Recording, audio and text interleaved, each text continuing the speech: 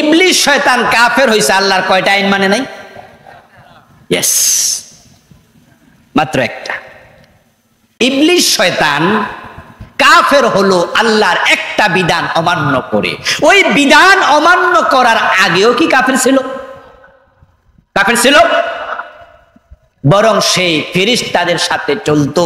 কেউ কেউ বলছেন সে মুআল্লিমুল মালায়েকা ছিল। এবার একটা প্রশ্ন করি, এটা একটু কঠিন হতে পারে, জবাব দেন তো দেখি। ইবলিস কি ফেরেশতা না জিন? মাশাআল্লাহ, প্রশ্ন কঠিন, উত্তর তো সহজ করে দিয়ে। কোরআনে আল্লাহ বলছে কানা মিনাল জিন। ইবলিস কিন্তু ফেরেশতা না, সে ছিল জিন। যেখানে আদমরে বানাই আল্লাহ বলেছিলেন সেজদা করো, সেখানে ছিল সবাই ফেরেশতা, শুধু ইবলিস ব্যতীত। আল্লাহ কোরআনে বলছে ওয়াইজকুল্লা লিল মালাইকাতি ইসজুদু লিআদম। আমি ফেরেশতাদেরকে বলেছি, ইযকুল্লা লিল মালাইকা, কাকে বলছি? জবাব দেন না কেন ভাইরা? মালাইকা মানে কি? ওয়াইজকুল্লা লিল মালাইকা উসজুদু লিআদম। আমি ফেরেশতাদেরকে বলেছি আদমরে সিজদা করো। ফাসাজাদাল মালাইকাতু কুল্লুহুম আজমাউন। অন্য আয়াতে আল্লাহ বলে সব ফেরেশতা একসাথে সিজদা করলো, ইল্লা ইবলিস।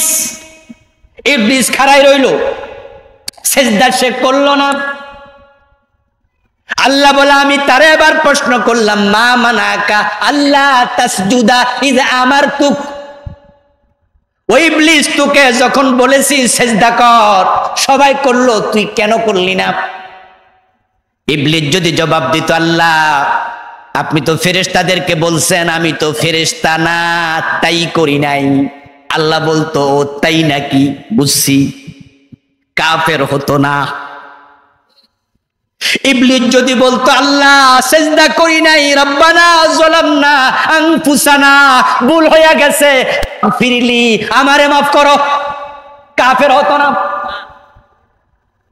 কিন্তু ইবলিস আল্লাহর কাছে ক্ষমা চায় নাই, কোনো ওজরও দেখায় নাই, বরং আবা ওয়াস্তাকবারা ওয়া কানা মিনাল কাফিরিন। সে জবাব দিছে খালাকতানি মিন নার ওয়া খালাকতাহু মিন তিন।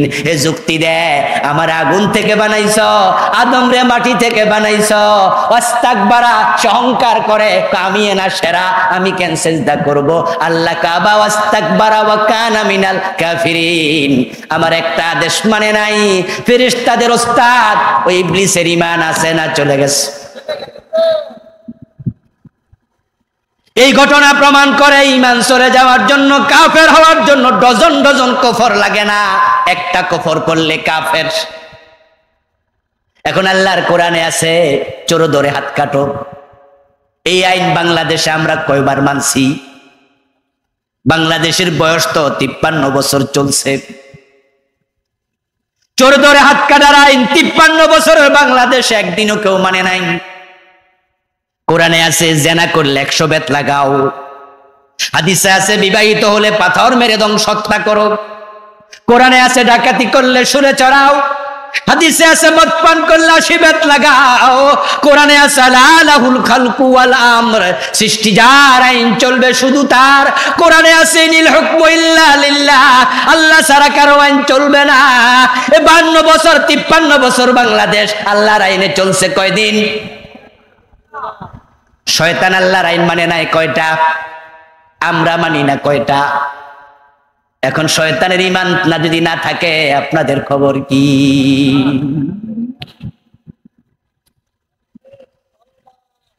খুব জটিল প্রশ্ন। কাদিয়ানী একটা মানে না, তাদেরকে কাফের বলে মজা নেন, অথচ আপনি ডজন ডজন বাদ দিলেন।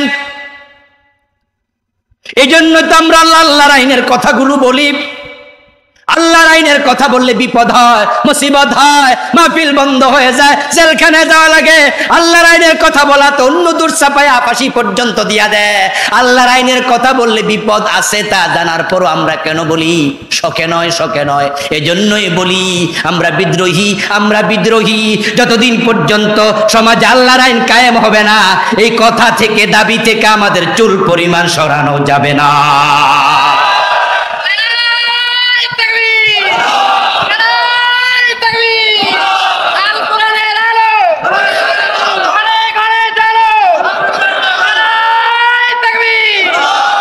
আমার প্রিয় ভাই, আমরা এখানে যারা আছি, আজ থেকে 100 বছর পরে কি কেউ থাকবো পৃথিবীতে?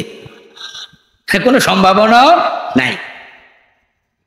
এখন মানুষের গড় যে হায়াত, ওই হায়াতের কারণে স্বাভাবিকভাবে আমরা মনে করি যে 100 বছর পর আমরা কেউ আর থাকবো না, চলেই তো যাব।